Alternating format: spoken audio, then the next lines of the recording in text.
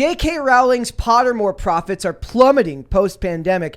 The funny part is, if you actually read the article beyond the first paragraph, the profits don't plummet. They just go back to normal, meaning that the profits they spiked really high. But a headline like profits stabilize really just doesn't do it. Doesn't quite hit right. So it starts off right up the bat. It says, just like with Kanye West's mental illness and the death of Queen Elizabeth II. Wow, topical references. I don't think misfortune happening to other people, even celebrities, is something to be celebrated. What a terrible start to an article. Hold on. Think what you will about J.K. Rowling. We're already done. Think what you will about J.K. Rowling, but she worked hard for her money, and it's unfortunate that the financial legacy she intends to pass on to her children is in jeopardy. Psych! He actually writes psych in the article because he's a freaking dweeb. Like, this is an article where it literally... Somebody clip Brett calling this guy a dweeb and send it to him. Like, yeah. Okay, so he goes on and he talks about how the profits exploded for Pottermore during the pandemic. Obviously, everyone was stuck at home. That makes perfect sense. And then didn't Minecraft get really big? Like a bunch of stuff. Well, in streaming, we had the streaming bubble come forward because of the pandemic. We were all sitting at home bored. Yeah, everyone's stuck inside. And then he goes on further and starts disrespecting J.K. Rowling, disrespecting the legacy of the book, which I'm sure actually hurt him because he's probably loved. I see the phrase is a total transphobe. Yes. Also, they never actually put the evidence of her transphobia because there isn't any. She's just kind of like vaguely for women's rights and believes that trans women are not women. They're just, you should be classified as separate because you are, it's not the same thing. And we should be shooting for more clarity and not less in our society. But that's bigoted. That's very bigoted these days. But it's at the bottom where this gets particularly disgusting. So I wanted to blow up his opening though. Like, I can't believe that a website would publish this. Well, it has the word psych. Psych. Like, right? how old are you? Like, I guess I'm maybe I'm more immature because I'm calling him a dweeb. But I gotta think that the Mary Sue doesn't actually pay people and it's just like a blog that somebody just posts whatever they want. So, yeah. So he goes through this. He trashes the work. That's fine. You don't like the work, but you've shown your overt bias right off the bat. But it's this last paragraph that I found particularly insane. So I found this Geeky Sparkles from Clownfish TV had posted this last night. It says, so this is a caption from it. I have it pulled up. K. Rowling, because no copy editor over there. Oh, wow. Because Jay's at the beginning or at the end of the last paragraph. Yeah, wow, they really didn't even edit this. K. Rowling, raising my anxiety. Isn't it awful? K. Rowling made off with billions of dollars. While we can't control her financial legacy, we can control her artistic legacy. We can choose That's such a crazy sentence. It gets worse. We can choose to rag on these books until the end of time, and at least that will stick to Rowling's great-great-grandchildren, so that they weren't, so what if they weren't responsible for their grandmother's problematic views? They're rich kids. They could use a little love tap from karma here and there. Maybe a big love tap, huge, knock some teeth out. These great-great-great-grandchildren that don't exist yet are already too privileged for... That's wild. I don't know anything about them. This is crazy. So this dude's a scumbag. This is a knock nut some job. teeth out, he says. Yeah, dude, I can't imagine disliking anyone this much that you actually write something like this about their progeny. I mean, let's just put it on the table. J.K. Rowling does not think about this guy. No. This guy thinks about J.K. Rowling every day more. I need to talk to you. There is such a thing that I believe that is growing to be true, and that's Trump derangement syndrome is one thing. I believe there's Elon Musk derangement syndrome, and I think there's absolutely J.K. Rowling derangement. This guy's insane. I'm scrolling up here. It says, I wonder if Kanye West reads these books as a child because they're probably where he gets a lot of his anti-Semitic views. What? What? The grammar, the thought, it's all off. Likely because a lot of people think that they were anti-Semitic because the goblins are they think that it's an anti-Semitic trope because they run the bank. Oh, is this the orcs are black people argument? Yeah. Oh gosh. Because they're the low orcs IQ. are black. Please explain. Oh, you've never heard that? No. Oh my gosh. So there's this group that's trying to cancel Lord of the Rings over and over and over again, and they're within science fiction publishing, which is what I do. And they go to these conventions and give these talks on how Lord of the Rings is truly racist, how orcs are representations of black people and all that. It's all projection. Also, that feels like you looked into it and saw. Not me. That they looked into it and saw what they wanted to see. Saw something terrible, which really speaks more about them. Yeah. Right. It's it totally projection. does. Yeah. It's very uncomfortable. Very weird. So, and all of this is bubbling up because of everything going on with Hogwarts Legacy and everything going on there. That's absolutely bonkers. It's selling out everywhere. It's the #1 seller on Steam and PlayStation. It was the #2 seller on Xbox. All because she made a couple of tweets like 5 years ago and opened a woman's shelter. And to be fair, she just hasn't backed down from them, right? Yeah. So she got the women's shelter, and then like that gender bill in Scotland just got defeated. Like, her position was not to grovel and prostrate on this front. Like, she kind of held firm to what she said, and that is even more irritating to me. This writer is like trying to like score points on like a already beaten horse, right? Like, he's like, I know what will make people sound good if I come out really strongly Well, it's against a dude K. writing Rowling. at the Mary Sue, so. That is your first. And it kind of goes to what you were talking earlier about the hockey player, the Russian hockey player who have you seen that his jerseys are now selling out? Oh yeah, that's amazing. What's his name? I don't Ivan remember. Provorov? Yeah, like he refused to wear a pride jersey during warm-ups. Warm-ups. He not still even during the played actual in the game. Everyone wore their regulation jerseys. Yeah. And the coach was like, I was never going to bench him. It's his religious beliefs, no problem. Yep. But and now he's like as a it should be. symbol for like, Yeah. I don't know what. And then there was like a commentator for like one of these news outlets that was like he should be sent home to Russia to fight in the war. Oh, it's Okay, crazy. but he's lived in North America since he was 13 because he was training to do like I'm hockey sure, and yeah, stuff. he was- Like, okay, we can send him home to Russia, but he has been legally living and working here for a long time. Like, at this point, he's probably qualified to be a naturalized citizen. Yeah.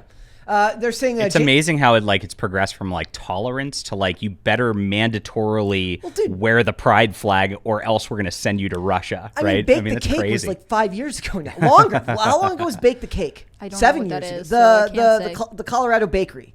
Oh, yeah, that was a while ago. I call that Bake the Cake. It has its own name. Not up on my lingo, but yeah, that was a long time ago. And also, like, he has been back in court because someone, like, the day after the verdict came out, tried to be like, he's refusing to make a cake for me. This is a bigot. Like, it just never ends. I mean, what gets me about this guy is, like, we're going to stick it to her great-great-great-grandchildren. Like, first off, hopefully you have children who are around to carry out this will that you have like set forth for them. I don't even know if she has Like, kids. Does she have kids? She has kids. She has at least a daughter. So she's got potentially grandkids down the line that will now be made fun of because this dweeb at the Mary Sue says that you should not be nice to her kids because she had some views you don't like. We have lost the plot as a society. It's so weird. It's also like, I guess it's just weird to me that you would care that much about someone's action, like a belief that doesn't necessarily affect you directly, right? Like, this person's likely an ally. They're an ally and they're writing articles for the Mary Sue.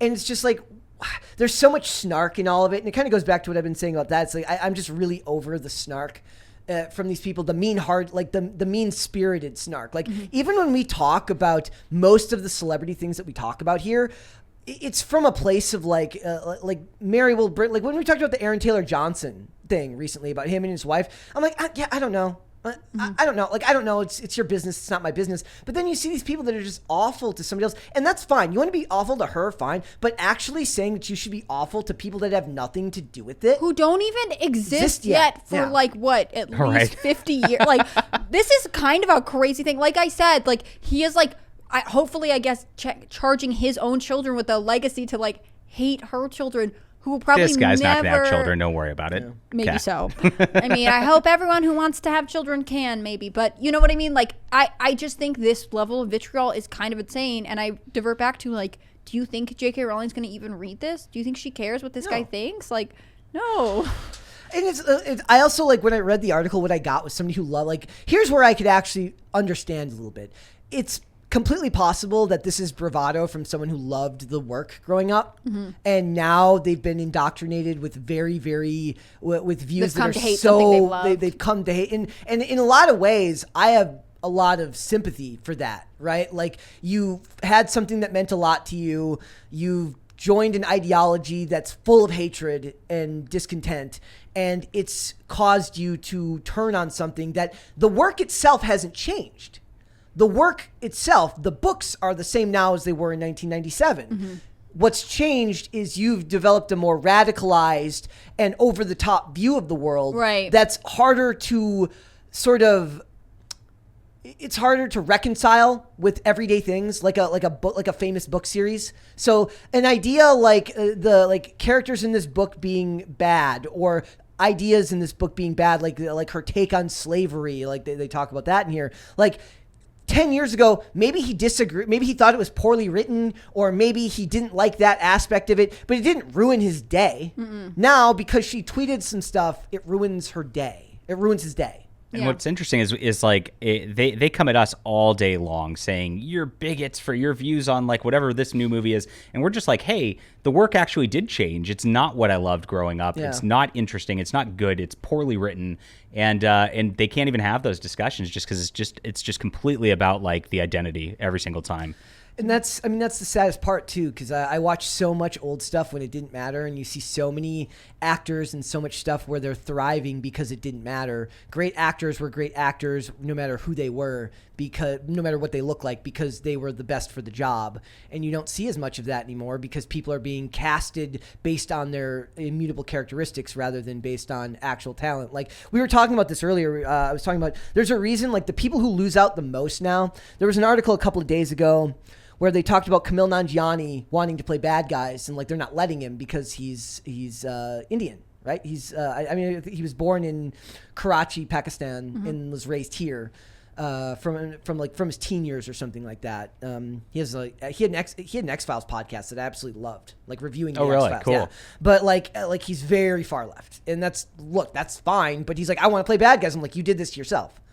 Your ideology did this to yourself. Now it's coming back to bite you. And here's the thing: the good actors, it's never going to affect them. Denzel Washington will always get to play a bad guy if Denzel Washington wants to play a bad guy. Morgan Freeman will get to play whatever character he wants because he's Morgan Freeman. It's the younger actors who are still developing their role in the industry that are going to suffer with only getting to play watered down characters that are less noticeable because they don't get all of the pomp and circumstance that the bad guy gets. That's why everyone loves playing bad guys, because the bad guy's cooler than the good guy. When you look at it like in a movie that every character has to like represent their race or gender or whatever, it means more than just being a movie character. Yeah, like you right. Like, do any of those characters extrapolate to mean more than just a character in a book?